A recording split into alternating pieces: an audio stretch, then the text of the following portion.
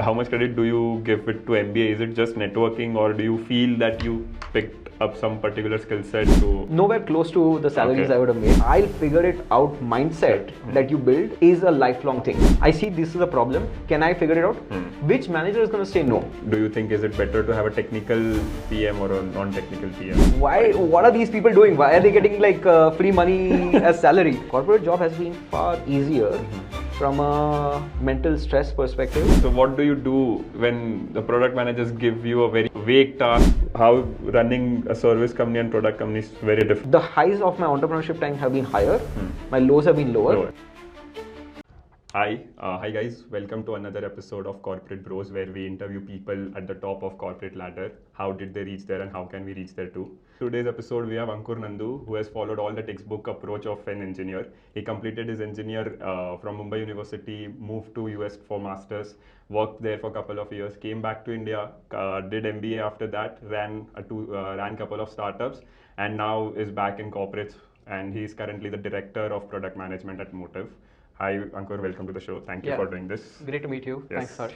Yeah, so let's start with the journey from the beginning. So how did you, is there any particular reason you did engineering, or it was just at that time only engineering was the thing to do? So yeah, so I've always been oriented towards math and puzzles and logic and problem solving.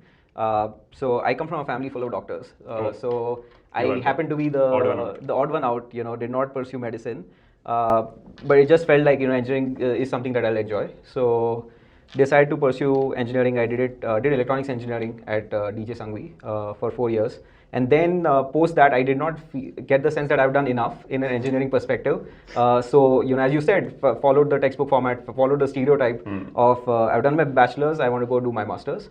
I was very fortunate to do my master's in electrical and computer engineering at Carnegie Mellon. An amazing experience of 1.5 years that I spent there, living abroad, interacting with incredibly smart people. I really understood the value of humility when I was at CMU. Back when I was in Bombay, you end up being among the smartest people in your group. You are doing things which others are not able to.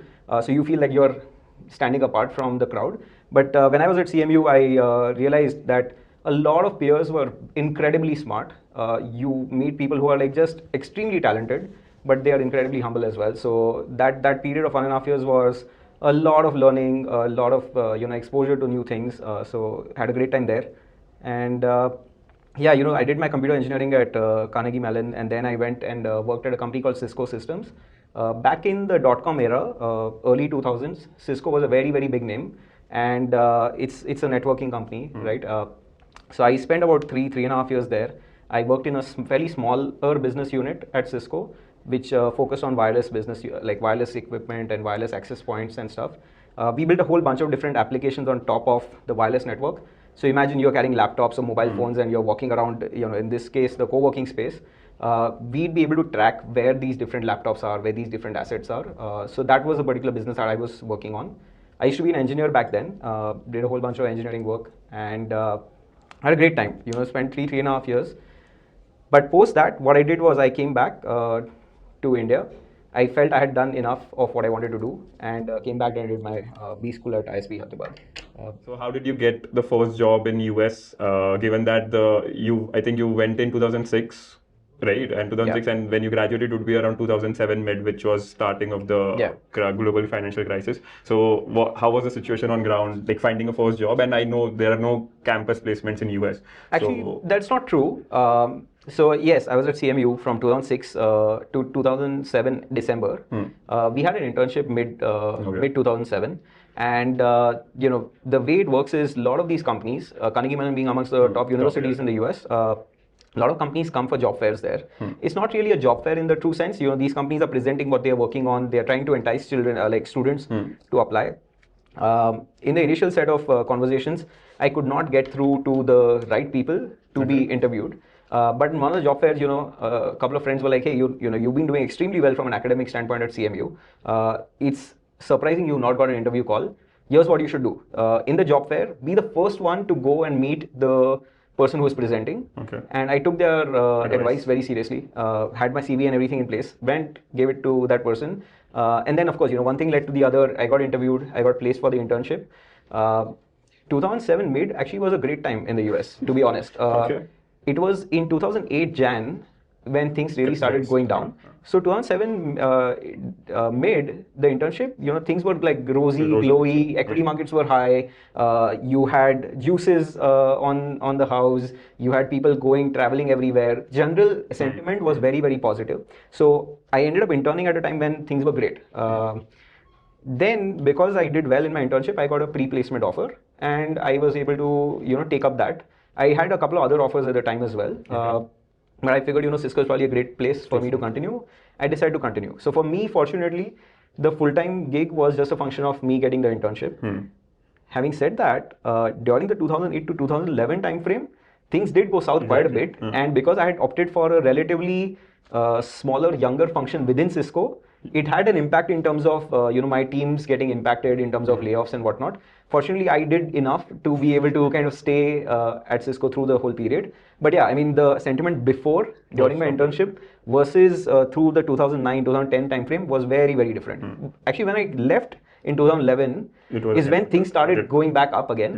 So, a lot of people would say from a financial standpoint, Ankur probably did the worst possible decision. But personally, I felt, it was the right time to move. So generally, all the interns, did they get the pre-placement offer? Or not everyone, but a good number of people would get. What did you feel that you did that made you get that? I actually don't know. So the one thing I've always been curious, very, very disciplined about whatever has been given, right? So I was tasked with something I had no clue about during my internship.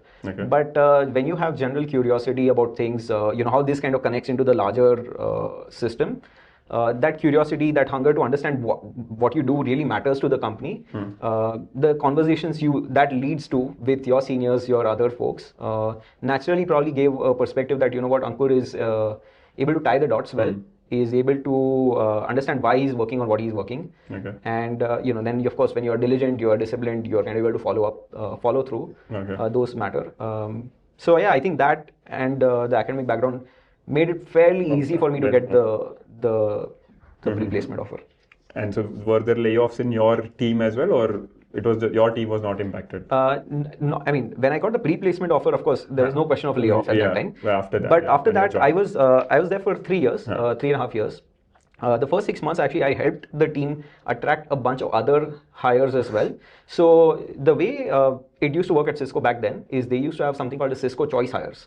So they used to go to different business, different schools. In the US, they call them schools, right? And they would attract these talent. A lot of this talent was hired, general, across Cisco. And then each team would go and pitch to these new hires to join them. So I was used... Yeah, I was used by the team to kind of attract a lot of other grads. We were able to attract good 4 or 5 other grads into our group, and I think for the whole 2008 timeframe there was no impact. 2009 and 10 onwards, I think there was definitely layoffs that were happening across the board, and it also did happen that our team had to lose a few people. So we were about a team of I don't remember exactly, but 10 to 12 people now. Back then, and it dropped to a good 6-7 people. So we did lose 4 or 5 people during that period. How does the team feel when there's a layoff? Because does the morale of the team goes down? I could be the next one, or do you just work extra harder just to I don't want to be the next one? So how is the morale? It's actually both, right? Currently there are a lot of layoffs going on. So that's the morale true. in the team? How do you feel? So back then, much younger, and both of the things that you said are very true. The general sentiment macro, if you read the news, it's all negative, right? It was economic depression. We are talking about housing crisis. People losing their jobs left, right, center. Losing a job in India versus US is very different. You're on H1B, you're on a immigration status, you're on a certain visa status, and macro factors are not good. You're on a visa status, you don't know if things are going to go great. You're on potentially a student loan, which you have to kind of pay off. So, obviously those pressures are there. And then there's layoffs. And layoffs happen in your team. You lose friends of yours who you're very close to. And you're like, hey, I really feel bad for that person. You want to help them out, get another job. At the same time, because there are layoffs, the general sentiment is low. So people are expecting more out of the same set of people. That tends to work great when the general sentiment is positive. But in a negative sentiment, you have to kind of really push through. So it was hard. I wouldn't say it was easy, but fortunately, the work was very, very interesting. So that kind of helped us push through. And then what made the decision? As you said, the 2011 was start of the next financial boom in US, and you chose to come back to India. So any particular reason that? So it was not it wasn't to time with 2011, so to say. My aspiration was that once I finish my master's, I get a chance to work in a US company for a little while and get international exposure, work with incredibly smart people, understand how ecosystems work in the US. My aspiration was to actually come back to India. I have a lot of family roots back in India, and back then actually there was a lot of India shining, India growing story that was emerging, and there was this thing in me that, hey, I want to be back in India. I want to do something for India. I want to grow in India. So a younger version of myself with that hunger to kind of do something for the country, do something within the country, was very, very motivating, and so it felt the right time for me to come back. And what was the decision to do after doing an MBA after coming back to India? Like, because that is another master's degree. I understand it is in business, but so how was ISB? What was the rationale behind going to ISB? Yeah, so I love academic institutes. For what it's worth, I enjoyed my time at CMU. Very rigorous, but learned a lot. When I decided to come back to India, there were a couple of different things, right? One, I wanted to get a sense of what it would take to build something in India. And for me, it felt like coming back to a business school would be a soft landing of sorts, which would allow me to still have a siloed kind of an environment where I'll be able to kind of groom, build my roots, build a network in India so that I can actually do something on top of it. And then the second one was, I was a stereotypical engineer, as you mentioned, right? Did my bachelor's, did my master's, worked in a US company. And that's where actually the stereotype ended somewhat, to be honest. Most of my friends back then have continued to stay in the US and have done very well for themselves. But I deviated from it for the first time, where I actually decided that, you know what, I want to go back. And that's what the whole business school experience was about, right? I wanted to step out of this engineering intensive technical group of people. Like, the work I do is engineering, the people I interact with are engineers, the people, I was in Bay Area, so Silicon Valley is it's incredible how different Silicon Valley is in terms of the conversations you have at dinner tables over the weekends and stuff. So stepping into a B school would give me a very different exposure to what I had anticipated, and it was extremely true. Like when I went to Indian School of Business, the cohort of people out there is very diverse. Engineers are one. There are product managers, there are consultants, there are people from defense, there are doctors, there are people from literature, from arts, marketeers. When you collaborate with them on different kind of projects, you actually get a very, very well-rounded exposure of how people think. So as an engineer, my immediate thought process was, you give me a problem, I'll try to come up with the most elegant way to problem solve it. But I have very little understanding of how would a customer look at it. Is it really required to solve the problem in the first place? And when you bring some of the other people to the room, they have a very different way of looking at that same problem. And I could not appreciate it enough earlier because of the kind of people I was surrounded by. The moment I was put in that room with very different people, I was like, oh, you know what they're saying makes a ton of sense. So yeah, that's so different people give you a different horizon to think about. Okay, I could have seen this in another way as well. So exactly, the plus fact ISB that being the best school, one of the best schools in India, so the quality of people you get would be also a particular kind, so it helps to broaden your horizon more. So yeah, I mean, I think invariably meeting people from different backgrounds is a great thing. Being in a top school obviously helps further because you're now working with incredibly smart people. I think when you have a very strong peer group, it automatically pushes you to do even better.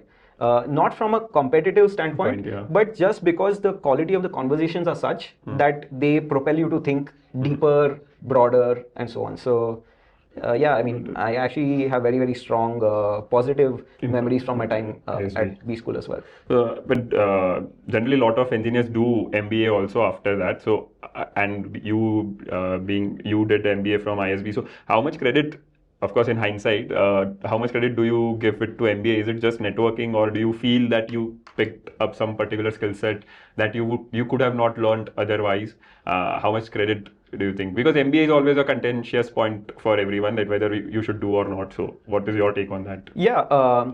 See, I mean, honestly, if you want to achieve something, you can go and achieve it, irrespective of your background and your schools that you go to, right? So, I mean, that is for sure a fact. For me, as I said, B school was not just about what I learn in the room. It was also about the kind of people that I meet. And the kind of thought process it invokes. So ISB, unlike a lot of B schools in India back then, used to have a mandate that you have to have at least 2 or 3 years of experience before you can be a part of the school. So the conversation that we had were not very, very academic. A lot of it were coming from people who have had practical experiences out there. So a colleague of mine who was part of the same kind of group that we had at ISB came from a hotel management background, and she used to have to manage people who were far senior and older to her back then. So when you're in your 20s and mid 20s, and then you're expected to kind of lead someone who is much older, like 30s, 40s, and so on, there are things that person is able to bring to the room in a conversation, which you and I will find it hard to kind of to have that perspective in the room. So like my team was someone from hotel management, another person was from CA, and a third person was from literature, right? So the cohort was very diverse. So the different perspectives that I got from the ISB experience was one. I of course made a lot of good friends. I was able to kind of build a network in India. A lot of my batchmates and colleagues are in very, very senior roles across the country. So those are like obviously side benefits. And then right out of ISB, as you know, Harsh, I started a company of my own. So I found my co-founder at ISB, my first set of customers at ISB, initial set of partners at ISB. So coming from a top B school also lands you a seat at the table in multiple meetings, which you would otherwise find it hard. So it just to summarize, it is like you can achieve what you want with or without MBA, but it just propels your journey and maybe it makes it quicker to achieve what you want. Correct. So, but yeah, network always helps to get the foot in the door. So and the broader exposure, I think having a different perspective does make a big difference. It again, you will get it eventually, but this helps you get it sooner. Okay. So yeah, coming to your startup, which you mentioned. So what was Canvas about? How did it start? Was there any particular problem you are trying to solve, or was it just a product company which you wanted to build? So what was it about? Give us a brief. So. So Canvas was a very interesting kind of it happened. It wasn't something that I had planned when I started at ISB. A batchmate of mine at ISB who used to work in the US, used to work at Google, was in a sales role there, kind of reached out to me that, hey, Ankur, why don't we do something together? And we brainstormed a few different ideas. And then one particular idea felt very, very appealing. I don't think it's being done enough today as well. But if you look at retail outlets in India, large physical stores, large physical retail outlets, a lot of these companies have very limited understanding of how consumer behavior happens within the retail outlet. Where are people spending their time? Which aisles are performing well? Which are not? Why they are not? And what does it mean in terms of time spent by a consumer at a particular aisle or a particular location within a physical outlet to the corresponding sales of those products, right? That was the hypothesis with which we wanted to start Canvas, where we wanted to build an analytics product in the retail space that helps companies get a better understanding of how do they do branding, like merchandising, branding, like brand merchandise? How do they kind of position products differently? How do they price for positioning certain products differently, and so on? My background at Cisco was in the wireless space, building applications on top of a wireless network. So it felt natural for me to kind of use that learning in this kind of a setup. And that's what we initially, that was the hypothesis with which we started. We got incubated at ISB. There was a Vadwani Center for Entrepreneurship Development back then. They incubated us. And then, we went ahead and met a lot of retail outlets. And, the thing in India is the more you kind of meet these people, you'll realize no one says no. So when you say, hey, this is what idea we want to do, they'll be like, yeah, absolutely, please go ahead and do it. But when you meet 8, 10 people, you start getting a sense, are they serious about this, or are they just like saying yes, but they won't say no? Because this was a capex intensive thing, we figured, hey, you know what, it may make sense for us to start slow. So I ended up building, like, it was just 2 of us. I ended up building a loyalty program for a retail outlet in Bombay and gave it to them. I would be ashamed to show that to anyone today, but it's been good 13 years now, and they still continue to use it. And that was our first foray into building something and actually getting some meaningful insights from customers. We built a referral program after that, and we built a couple of other products as well. And then we realized, you know what, some of these products are actually helping these businesses get some results. Okay. We are slowly building a sort of different sets of marketing products that retailers are really looking for. So when you say retailers, sorry to cut you, but when you say retailers, is it like DMarts, which a DMart or a superstore, or are you saying like proper Kirana store? So like if to understand it better. So the retail analytics product that we were talking about were for very large like superstores like DMart or Big Bazaar. And big bazaars and hyper cities and all that. But then when we pivoted and we kind of started with just the first product, it was for a standalone retail Kirana outlet. Stores. Kirana stores, or maybe a trader who's just selling jewelry, or a trader who's just selling clothes and so or on. any retailer. Right. So that's where we initially started building products. They became our first set of customers. And what kind of services you were providing to this retailer? The first one we built was a loyalty program. They just wanted to kind of keep a tab on how many products were sold. When someone exceeds a certain number of products, they get a free thing and whatnot. So maintaining that, a CRM of sorts, which was a loyalty program. The other one was a referral program. Referrals were working great in the online space, but in the physical retailer outlet, if you think about it, referral is not a thing. And we wanted to question why. Because if you think about it, a lot of retailers were like, how did you get business? Word of mouth. So why is this word of mouth not being digitized? Why is it not being automated? That was the hypothesis with which we built a very simple referral program. We launched it at dental clinics. We launched it at a few physical retail outlets. We got some really good feedback. And then as we slowly started building our understanding, we realized that, you know what, people are actually asking for different kinds of marketing products combined together. Someone asked for SMS. Can I send SMS to everyone? Can I send emails to everyone? And that led to us building our first integrated marketing automation product, which allowed people to build campaigns, launch it, track how they are doing and so on. It kept evolving over the course of the 5-6 years that we ran Canvas. Which was from 2012 to... 2012, early 2012 to 2017. We actually ended up building a fairly comprehensive B2B SaaS marketing automation software. SaaS as in software as a service, marketing automation software, which was focused on customers in India and abroad. So we had a fairly large number of customers in India, US and other countries as well. And what we realized is the Indian market was not able to use the product the way we anticipated it will be used. Indian market is actually a do-it-for-me market, and the US market is do-it-yourself, DIY market. So our solution, the SaaS product, was a great DIY solution for the US market. But in India, people were willing to pay you more, but they're like, hey, you use your product for me and give me the results, right? Which was against the whole idea of us being able to build something that can scale massively. Yeah, you wanted to be the platform, and they themselves have to use it to make more customers. And exactly. But so exactly, and that's what ended up happening. We built it. We actually had a lot of good usage. We had some pretty marquee customers who were using the product as well. But at some point in 2017, we figured.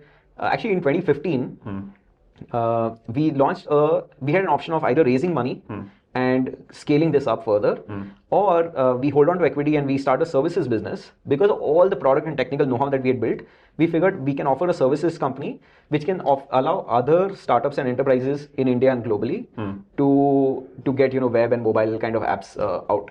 So we launched a company called 36 Thirsty that helped startups and enterprises in India and abroad with their mobile and web needs.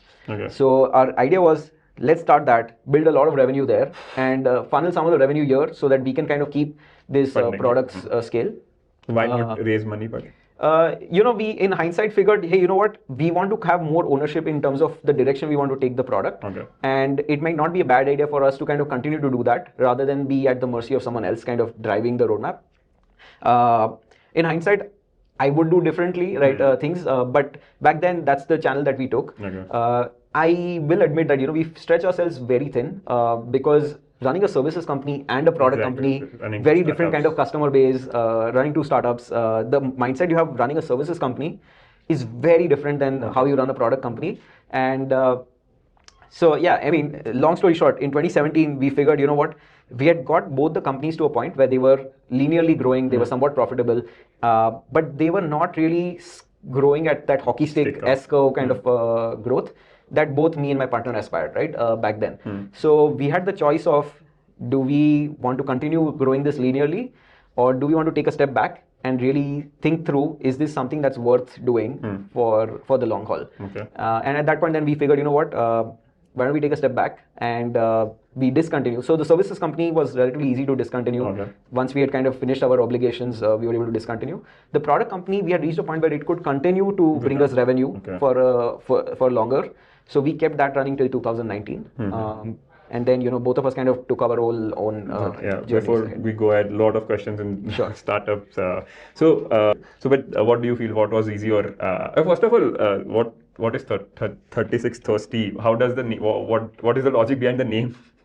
In hindsight, so the way we were thinking is, we want to do 360-degree of everything that a company would need from a product and marketing standpoint.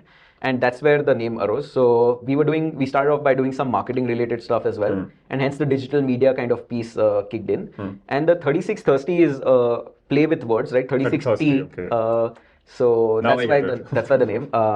It wasn't like the most well thought name. Yeah, but because it gives some different vibes. So but that's really what 36 Thirsty the name. And what was the services you were offering other than so you said web development and marketing tools. So that is like just 2015 to 2017, which is just before Geo era. So internet was just going to boom. So was it that something in your mind? Yeah. Internet was a big deal back then. Yeah, but for India, like websites and marketing or digital marketing and all that, like I don't know, but I feel that it came like the push came really after 2016. There were a few product companies back then that had emerged because we were doing Canvas, which was a product company, and we had built very strong understanding of what it takes to scale well, build something well. We were able to attract a lot of startups in the initial phase who were just wanting to get off the ground to be like, hey, we want to build the next company that can get funded and so on. So, we helped them with a lot of consulting advice on how you should think about the problem, but also get something off the ground. So we built a lot of cloud-based applications for them. Whether it's web product or whether it's mobile product did not matter. You just provided the... Yeah, exactly. And in fact, we went ahead and spoke to fairly large companies and wouldn't call out names of the companies. But we were like very aspirational. When you're a young startup entrepreneur, you would go and bet that, hey, you know what? You tell me what problem you want to solve. I'll solve it. I'll figure it out. And that figure it out mentality actually comes to entrepreneurs very naturally. So I went into a room. They had very aspirational goals in terms of we'll have X number of users, thousands of users coming to our site at the same time. We need the response time to be within a few milliseconds. And we need this to be built in a particular language or a tech stack. I had no clue about that tech stack. Right? And we still bid. We won that contract. It was one of the largest contracts for a very, very well-known brand in India. And we were able to deliver it in 6 months. And how did you do it if you didn't know? Like, did you go and learn or did you hire? We ended up hiring a couple of good folks. But, I was kind of the lead in charge from a tech and product standpoint. So that meant I had to go deep and figure out what it takes to kind of build it. Draw from what we've learned when we were building Canvas. Canvas was the same thing. I knew only so much when we started off, but over the course of the 2 or 3 years, we kind of figured it out. Same thing applied here. The first principles thinking matters a lot, right? If you want to do something fast, you can either run fast or you can have 2 different ways to get there. You kind of do different things and figure it out. So we used a lot of first principle thinking. We got a great quality set of people to work with us. And I think then eventually when you're a small, hungry company, you end up pushing yourself a lot. And I think that's really what made the difference here. Again, so was the only reason of not running the startup that you didn't get the growth you expected? Was that the only reason? Yeah, I mean, that was primarily it, right? On the services side, we had reached a point where when we took on very complex projects that were intellectually stimulating to us, we did not make a lot of money on those. We delivered, we were very happy, but it did not feed the people at home.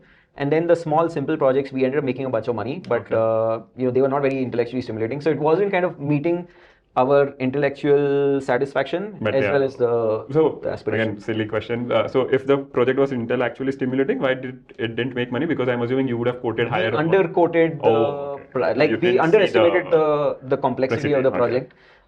We underestimated the amount of additional work that companies in India will ask for it. Right. So I will say that Indian customers are not the easiest customers to work with, and it's true. we are not easy customers for Fair. anything. Yeah. So even in Bombay parlance, right, when you go and ask for bhel, Yeah. भैया भेल के साथ पूरी तो free मिलना चाहिए, right? Extra सूखा पूरी में ही, हाँ. that is the interest. Exactly. So the whole idea is when you get something, Yeah, the you want some understanding is you additional. will get something else for free. You know, thinking back now, we were naive in terms of how we were pricing for these projects. And then after that you joined ChargeBee. So Yeah. So what was the reason again going back to corporates rather than working or starting something else? Yeah. So I mean, it had been what, close to 5.5 years running our own thing, and you can imagine, you know, Indian parents are like, hey, I sent you to the US, you did extremely well, studied in one of the best universities, worked in the US, and then you left the stereotype and came back. You did B school at one of the best schools. Yeah, which you're getting a job which would have set you up for success. You decide to do entrepreneurship, and then for 5 years you're just done just about average, right? What's going on? And at that point, I think I had personally felt that, you know, I'd spent so many cycles doing so much of firefighting and stuff across 2 different startups. I needed to take a little bit of a break to take a step back to think through what am I doing wrong. That fresh lens from an external perspective is something that matters. So I felt, you know what, maybe it's a good idea for me to go work in a startup, work with founders who have seen certain degree of success. That will allow me to understand what did I do wrong, what should I have done differently, that will allow me to be more successful going forward. And a startup primarily because you will know this, you know, once you kind of grow this, once you are in that mindset of an entrepreneur, your mind has this toggle switch. It toggles and then you kind of don't switch back. So I'm always in the lookout of what's the problem in the company, what can I do and stuff like that. So, you know, that's basically why I wanted to join a young company. And then, you know, once we kind of discontinued our operations for our current startup in August of 2017, I started looking around for opportunities. And, you know, via a contact or two, I was introduced to the founders at ChargeBee, and they were looking for someone to kind of help grow their subscription commerce business, which was a business vertical within the company. And I spoke to them, interviewed, one thing led to the other, and then I joined them. Before you go again, so you said you did average for 5 years. So was it not like you didn't make enough money, let's say, compared to what you could have made in salaries if you had worked in a proper corporate? So nowhere close to the salaries I would have made. Because ISB average starting is, I'm assuming, 25 to 30. Yeah, I mean, LPF for the sure. people who graduate from these schools do make good money. Yeah, I mean, running my own startup, I'll say that we didn't lose a lot of money. Like, you know, that would At count least, for something. Anyway, you don't lose your money, you lose someone else's money. So that is if you raise money. If you raise it, but you didn't raise, for so us, you didn't we bootstrap both startups, which is also unusual. So bootstrapping 2 startups, focusing on India as a market, running a services company and a product company at the side. You know, people back then, my friends were like, Ankur has lost his mind. What is he doing? In hindsight, I would say the same thing. But, you know, the learnings I got from those, and this is a cliched statement, you focus on the learnings, but it's true. The learnings have given me an outsized impact in terms of what has come after my entrepreneurial stage. Yeah, that is my next question. Like, do you think working as an entrepreneur for 5 years helped you in your current corporate job and getting more responsibility faster or growing faster in your company, and it has helped you in being a better resource for the company? Do you think that? I mean, yeah, I think so. Like, I actually think so quite a bit, because the one thing I've learned as an entrepreneur is there's no one else who's going to do your job. When you're the founder, the buck stops at you. So whether you're strong at engineering, whether you're strong at sales, whether you're strong at marketing, if there's no one else who's doing it, you have to figure it out, right? Hiring, so building the first product, hiring people, managing teams, getting your first customer, getting your first partner. There are a lot of firsts that you end up doing as an entrepreneur, which means you build this innate capability of, you give me a problem, I'll figure it out. Right? The whole example I gave about not knowing what needs to be done, but still delivering in a 6 months. So that I'll figure it out mindset that you build is a lifelong thing. No one can take it away from you. And that skill is not important just in a very small company. That is valued anywhere. If you're working for a large company, you have a boss who has 20 things in his plate. If you're the one who's a hand raiser and will be like, you know what, boss, I see this is a problem. Can I figure it out? Which manager is going to say no? Exactly. There's no boss in the world who has a problem and someone working for him is saying that, hey, I'll do it for you. If they trust you, they'll by all means do it. And that actually goes a long way in allowing you to move within a company, across companies, across different roles. And that I do think is a very, very strong takeaway from my entrepreneurial days. Okay. That's a soft skill. There's obviously hard skills, but I do think that's something that I do take away. And after Charge, what was the reason to move to Motive? Yeah, so I mean, ChargeBee, to be honest, was a great time. I was amongst the early employees at the company. We grew multiple X during the 2 years that I was there. At the same time, I was somewhere feeling that, hey, you know what, this company is becoming a little big. I had this innate urge, can I go back to a smaller kind of a setup? Motive, by all means, is a much bigger company in terms of the size of number of people and revenue and whatnot. But they wanted to set up a presence in India. So I got introduced to someone at Motive and, spoke to them. This sounded like an interesting opportunity where they wanted to set up something in India. They wanted to scale up. So this opportunity to be part of entrepreneur of sorts, where you kind of set something up, lead a function and whatnot, was attracting. So that's you are still in a startup, but not in a proper startup. It is still a multinational company, but just India at a startup for setting up an office. Exactly. So yeah, it was attractive in that sense. So that's basically what brought me here. Since you are primarily now into product management, so what kind of people do you think should do product management? Let's say there is always a debate that whether engineers should move into product management. So do you think, a first question is like whether technical product management is better, product manager is better, or non-technical, and what kind of engineers should move into product management? The first one, technical. Just to take a step back, right? So it'll be important to understand what product management is. A lot of engineers, and if you think about people, they will be like, hey, what does it take to build a company? You need to build a product and you need someone who can sell a product. So engineers would build a product and sales would sell the product. So what is this whole product management all about, right? The way I kind of look at product management is they are people who help figure out the why you want to do something, what you want to do about it, and when you want to do about it. That's really how I kind of look at product management in a nutshell. Are these people able to clearly articulate why we want to solve a particular problem? What is it that we need to build to solve that problem? And when is the right time to build that problem, right? So if I were to build this mobile phone, why do you want to build a new mobile phone when there are like thousands of mobile phones out there? If you were to ask an engineer, say, I want a fancy looking gold mobile phone that can take amazing pictures, you will get hundreds of engineers who will be excited about building something because they focus on the how. They will immediately jump into, why don't we actually take this particular lens and whatnot? But a PM would come in and question, hey, why do we need to do this? They have to clearly articulate that, you know what, there are blind people who cannot use the phones today, and hence we need to build something which is very unique for a certain segment of people. And so they clearly articulate the why. And then they will be like the what as well, right? It's a blind person. They don't know where on the phone they're touching. So do you have the right form factor? Do you have the right things that ensure they are not harmed while using the phone, and yet they have a sense of what they are doing? And I'm just giving like some ad hoc examples right now, right? And then when you can build hundreds of things on the phone.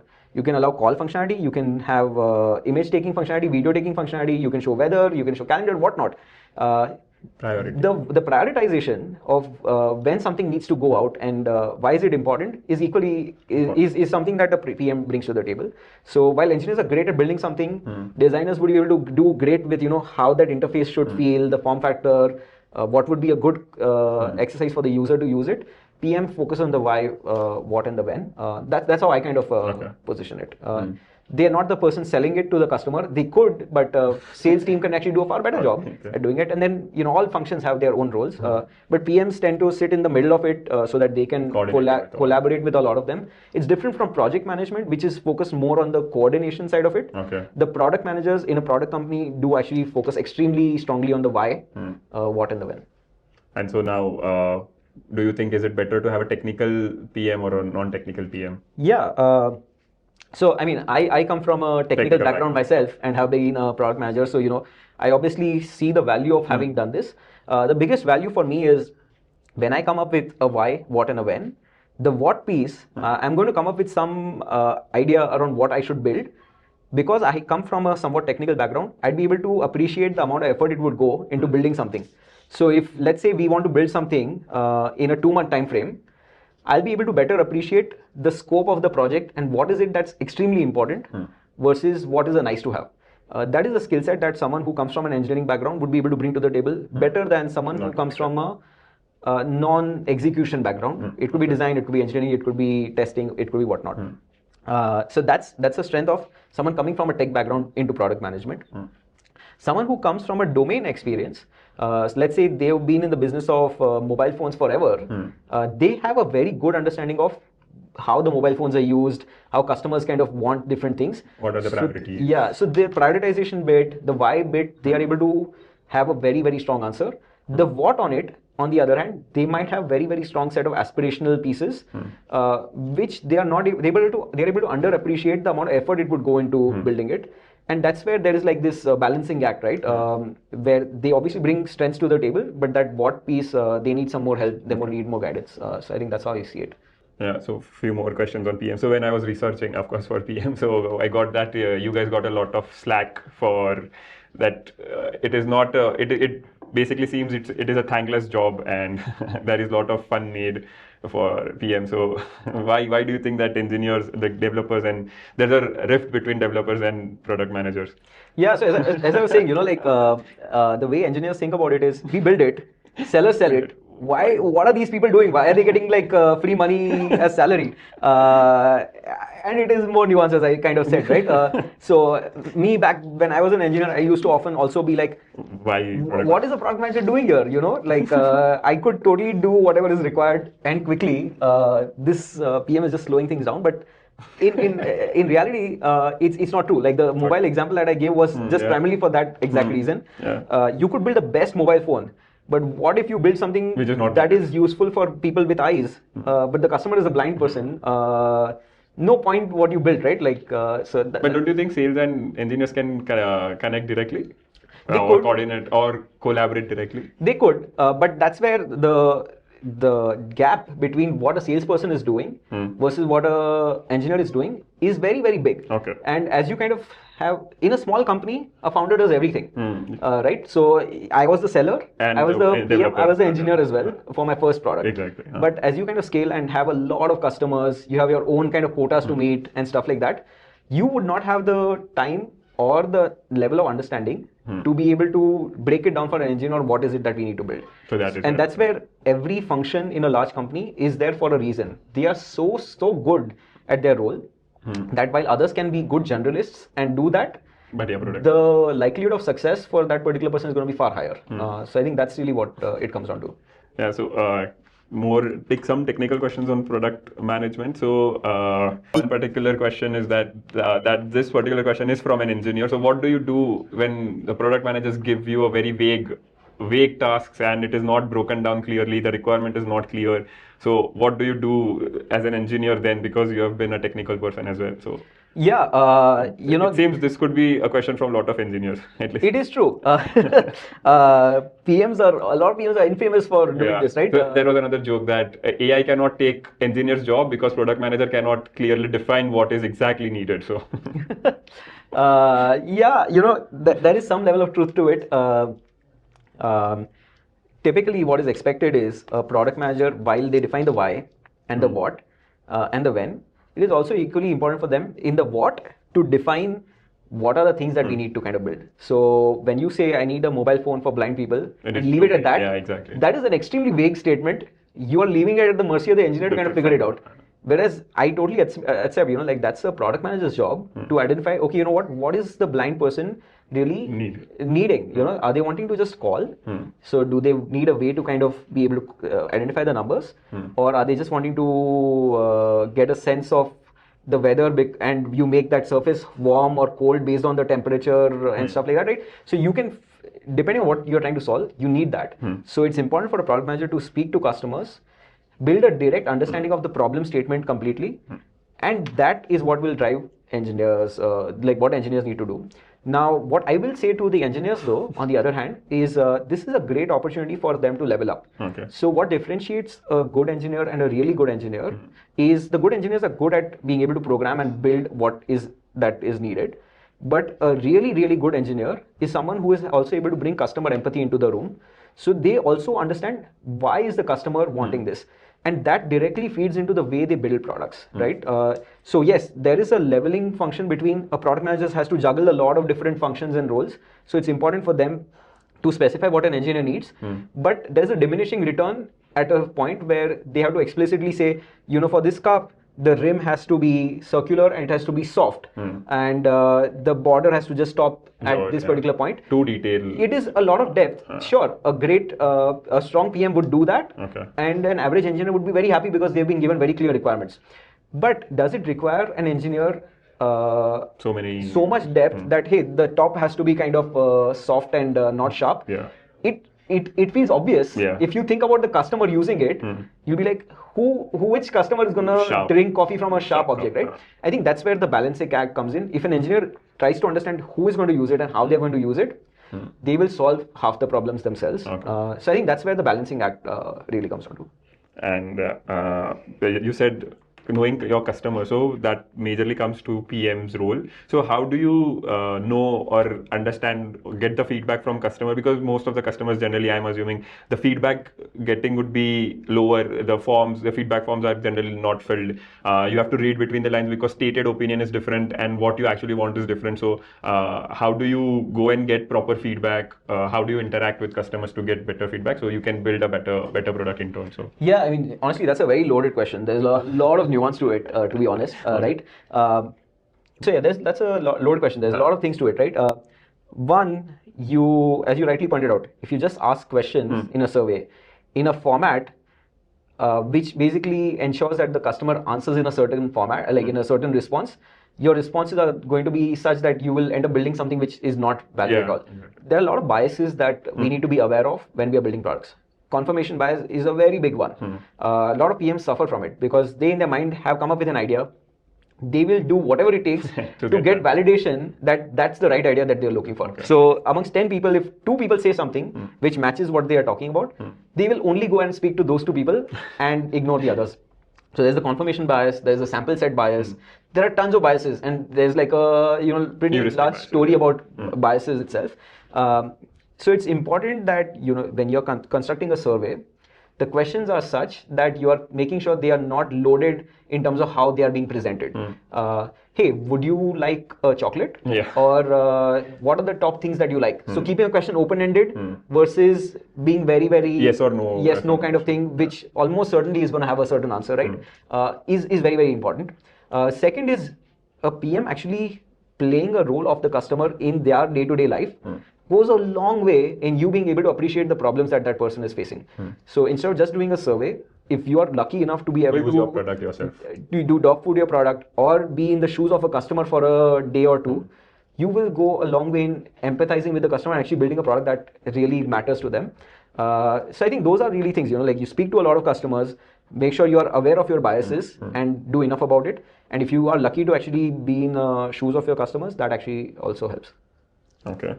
And in terms of product life cycle, so what is your take on what is the agile way, agile versus waterfall? So what is your take?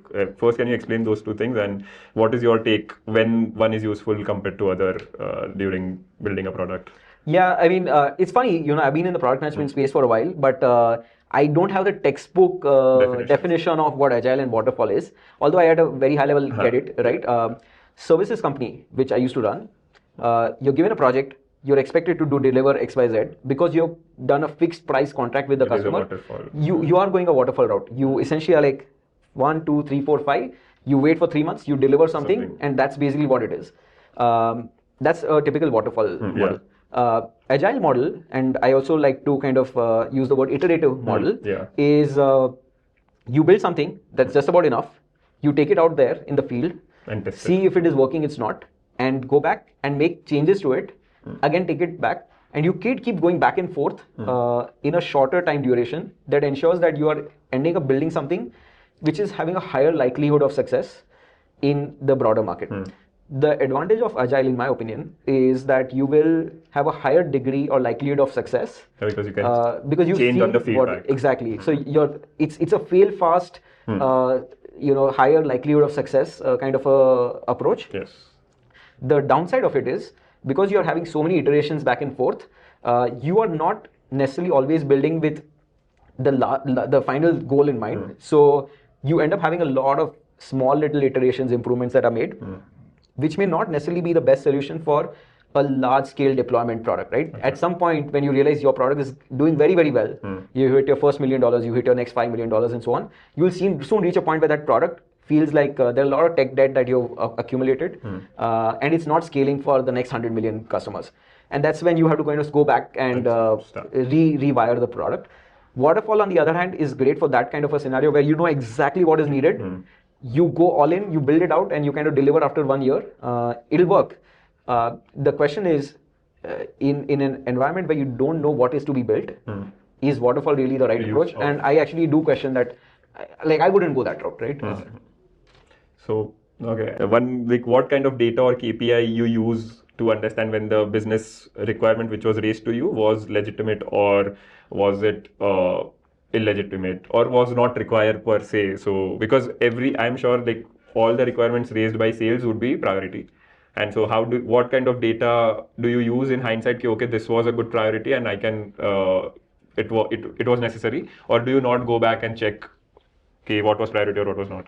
Yeah, so this is a good question. It depends on the kind of company that you're working in. There are companies that you would hear the word sales-led organization, and then you hear the word such as product-led organization. Okay. So sales-led organization typically works in terms of what you just said.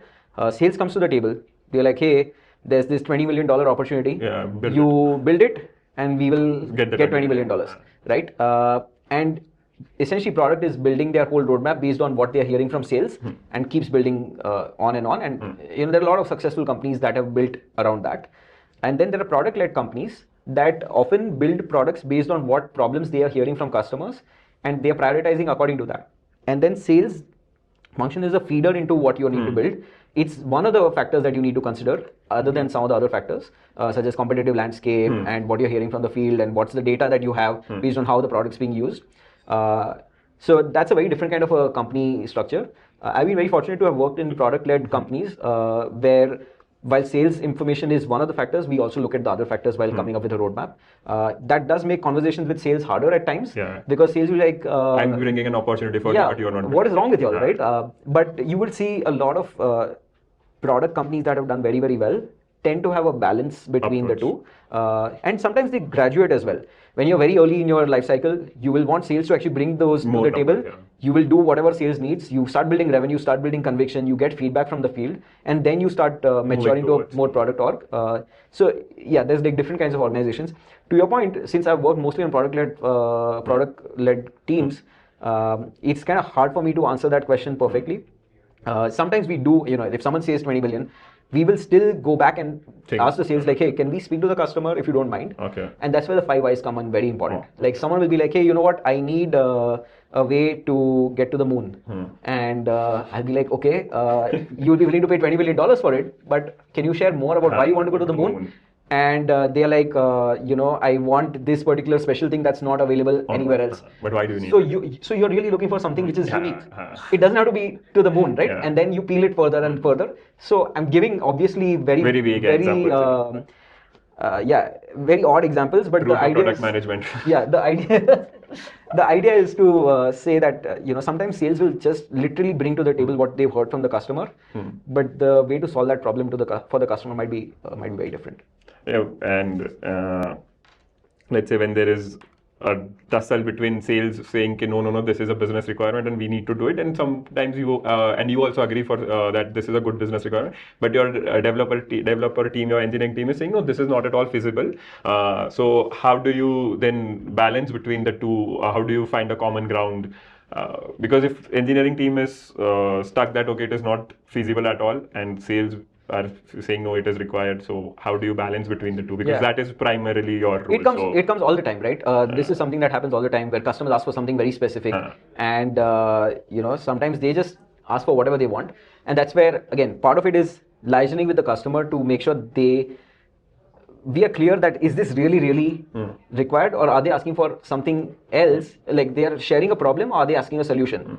We want to hear the problem, because there might be another way of solving the same problem. So I think that's part of the job of a good PM. And then the second job is to work with the engineers sometimes the same solution might require a lot of extra work. You'll be able to get to 90% of it very quickly. But that last 10% might be incredibly hard, either because of the tech stack that you've used or historically what you've done in the past.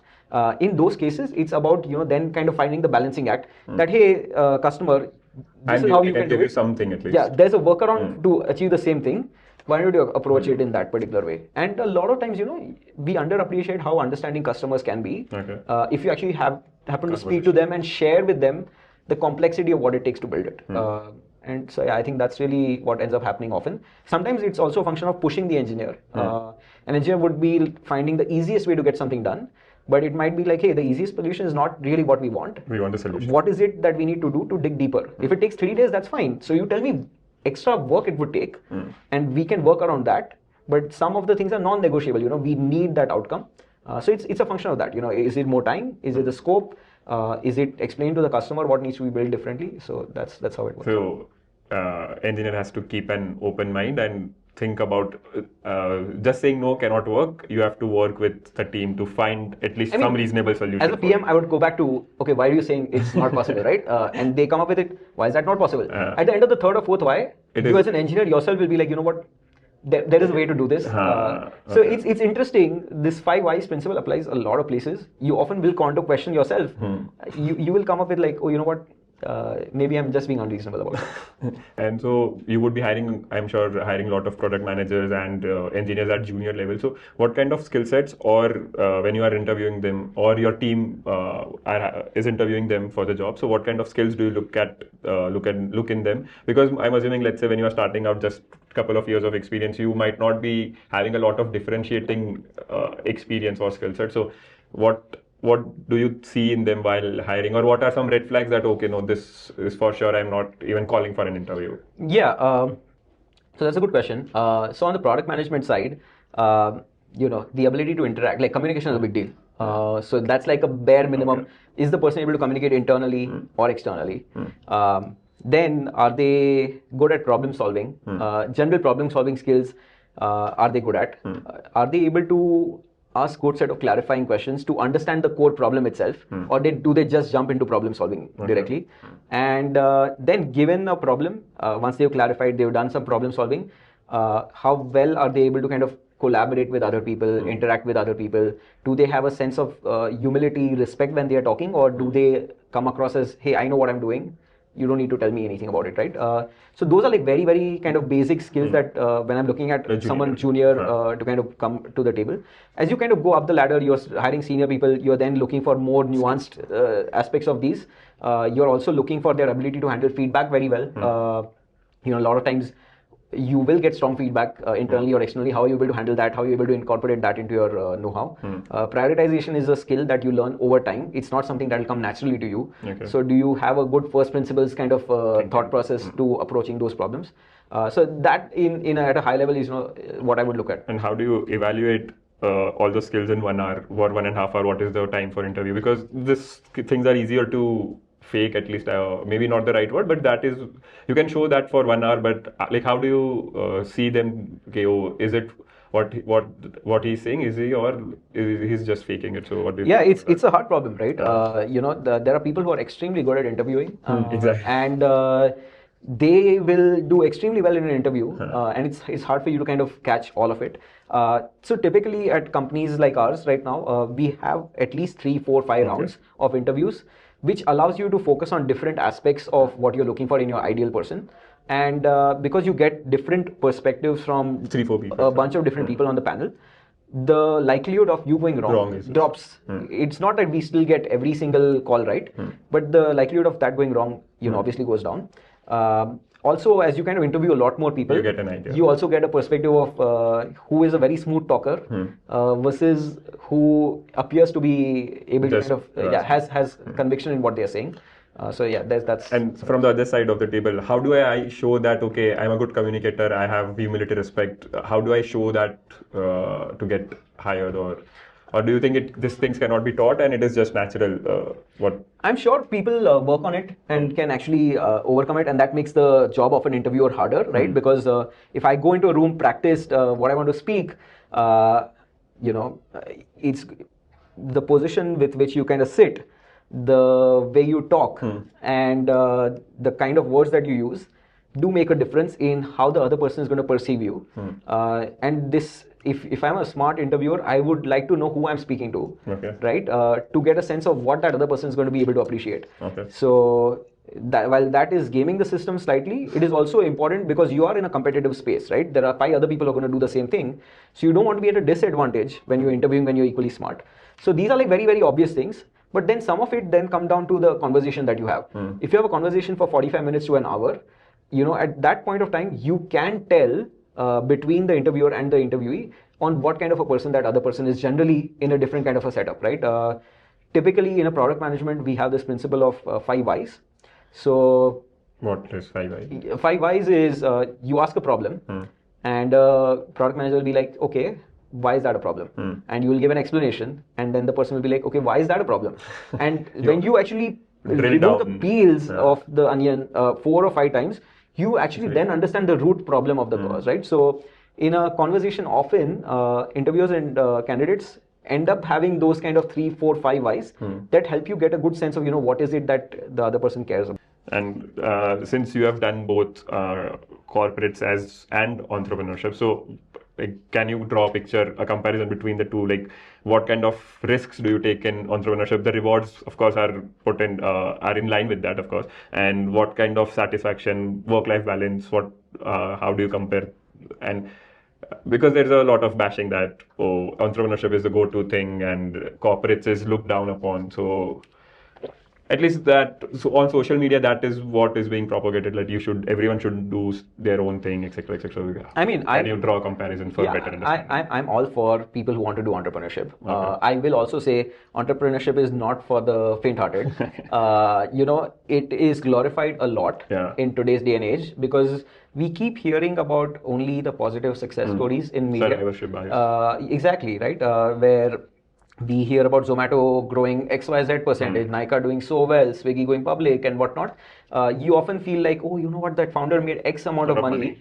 But what is not seen is Rome was not built in a day, right? So there is a lot of hardship that person went through during that 15-year time frame or 10-year time frame, which people are able to underappreciate looking at one page of a news article and so on. So I totally encourage people to actually go the entrepreneurship route. But my recommendation is not to do entrepreneurship because you want to have a great exit or you want to make a ton of money and whatnot. While those can be your eventual success criteria, the reason you want to get into entrepreneurship because you're probably passionate about something, you want to solve something which no one else is doing, and you want to do that really, really well, right? If you go that route, the likelihood of success is much higher than the other way where you are wanting to get some exit, you become impatient towards getting it. Entrepreneurship is a game of a lot of patience, a lot of failures and whatnot, right? So that's my take on entrepreneurship. Between my time as a corporate, in a corporate job versus an entrepreneur, corporate job has been far easier from a mental stress perspective than my time as an entrepreneur. The highs of my entrepreneurship time have been higher, my lows have been lower.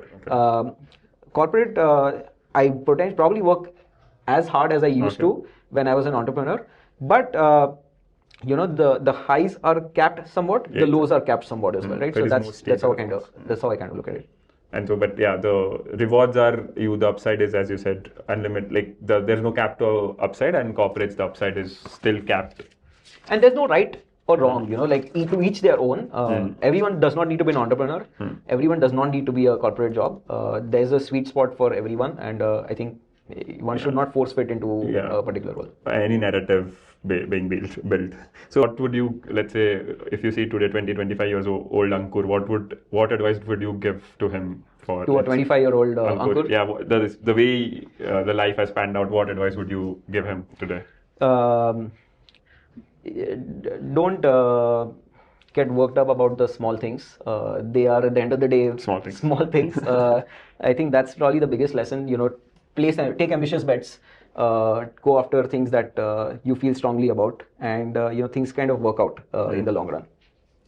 In hindsight, everything works out. So exactly, each person comes with their own destiny. On a scale of 0 to 100, you'll land on a different number, but like a lot of cliched statements, right? But Yeah. I would not want to have any regrets when I die or when I grow old. So yeah, I would totally encourage people to take bets if they can. Take that bold step. Yeah. Yeah. Okay. And one more thing. Sorry. Anything you want to? What's next for you? Anything you want to promote?